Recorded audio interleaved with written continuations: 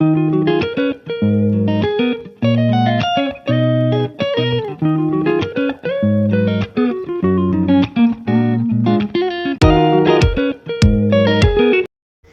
a podcast sponsored by To Enlighten Research. I'm Sara Siqueira.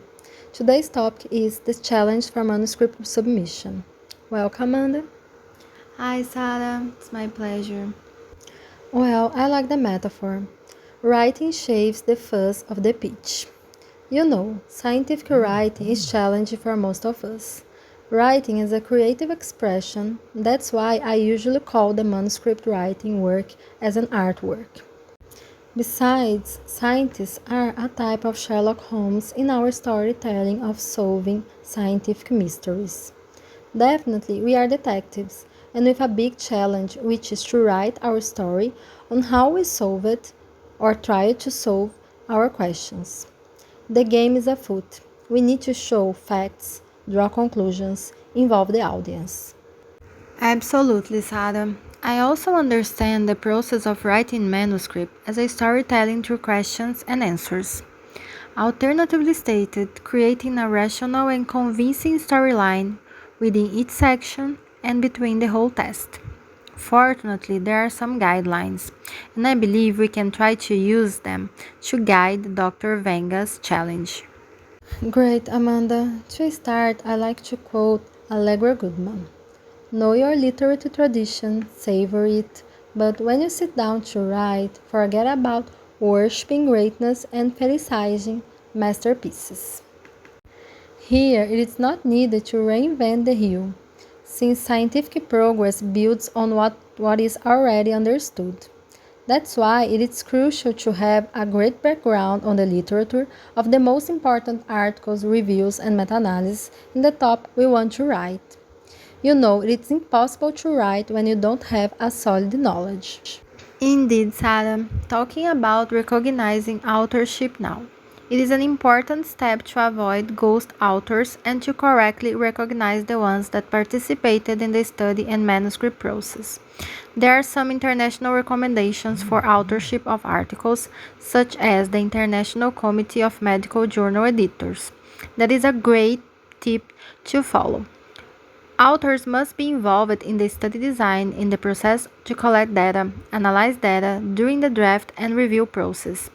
They need to approve the final version and must certify that the work is accurate and in line with research integrity. The number of authors in the publication will depend on the paper, and it is important to display the names, often using 2 first names and 1 last name. The order usually reflects the magnitude of contribution, also accounting on co-authorships, and the last author is attributed to the senior or principal investigator. Very nice, Amanda. Now let's talk about the title and abstract. The title needs to capture the audience's attention, and it's important to be concise and to include the results. For this section, I would go for a meaningful title, so I suggest Dr. Vengas to be creative. Enhancing post-stent healing to improve outcomes in coronary obstructions was better than the first choice. Or should I think something like, are we ready to implant post-stent healing against thrombosis into a patient's heart? Now, talking about the abstract section, it needs to be informative, clear, precise, concise, provide accurate data, and include the main sections of the manuscript. Wonderful, Sarah. Now let's talk about the introduction section, a frightening section for me, because the art of summarizing is my weak point. I kind of have an authorship prolific style. Most of the time I have to rewrite the text over and over and over and over again. So I really understand Dr. Vengas. Here, in the introduction, he should include the hypothesis, which means the problem being studied, and it is essential to address the importance of the article. It needs to be simple and brief. One tip is to write it as a cone or funnel. So the general topic is the first, then the existing knowledge and what is unknown, followed by the hypothesis and finalizing with a concise overview of the research and highlighting what the research can add to the scientific community. In turn, the introduction section and also the discussion section, which we'll talk further, are hard process for me, exactly where I need to be more concise, and at the same time, I don't want to miss any relevant information. Thus, I often write the paragraph until I feel it reads well. Here, I would like to quote George Singleton. You do not have to explain every single drop of water contained in a rain barrel. You have to explain one drop, H2O. The reader will get it. Perfect, Amanda. I must confess that during this journey of writing a scientific manuscript, I also tend to write too much, which turned out in rewriting some piece of my submitted manuscript after they were reviewed. Also, I'm a big fan of poetic words. Clearly, briefness is not elementary for me. Perhaps I should learn from Polonius in Hamlet. Therefore, since brevity is the soul of wit, and tediousness the limbs and outward flourishes, I will be brief. Now, the method sections. It needs to be clear and easy to comprehend and also to follow it to be replicated in further studies.